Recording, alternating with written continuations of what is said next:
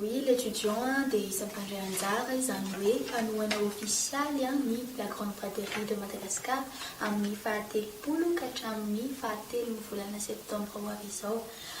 Maro mitolotra izay ho hitantsika mpanjifa toy ny cahier, ny kojakoja-pianarana maro samihafa izay ho hitantsika ao amin'ny stondinay dia Maria net fa ny stand misy anay dia ny 350, 351, 352 ary ny 353 izany hoe vao miditra amin'iny braderie nareo dia midina kelikely dia tonga dia afaka mahita anay. Izany hoe mampiavaka anazy ataoko hoe raisiko ohatra hoe ny mazava tsara aloha ny ligne ao anatiny izany hoe tsy latsa-danja amin'ny jour cahier hafa izay hitantsika eny amin'ny mpivarotra rehetra rehefa mahazatra.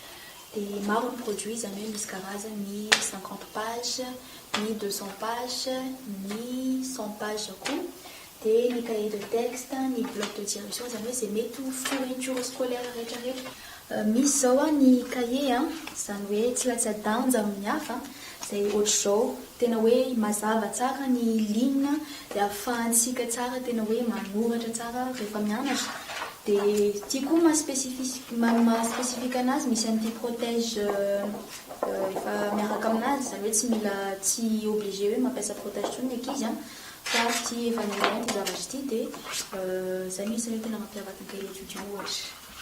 Dia ankoatr'izay misy conforme ohatra ny 50 page, ny 200 page, karazana carnet, ny papier millimétré, misy koa taratasy maro be tsy voatanisa manao koa izay cartable izay ho hitantsika ao amin'ny braderie daholo izany rehetrarehetra izany.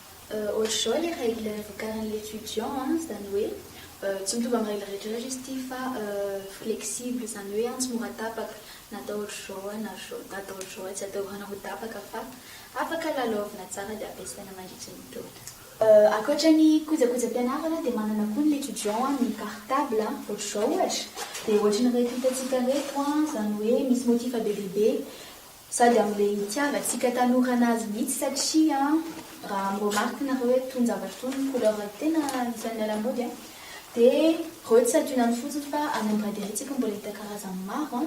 Mariako moa fa tony cartable tony dia assurenay fa tena hoe mafy amin'ilay tena maharitra antsika hatramin'ny faran'ny taona mihitsy dia manentana antsika tonga idika stand hijery ny santionany cartable.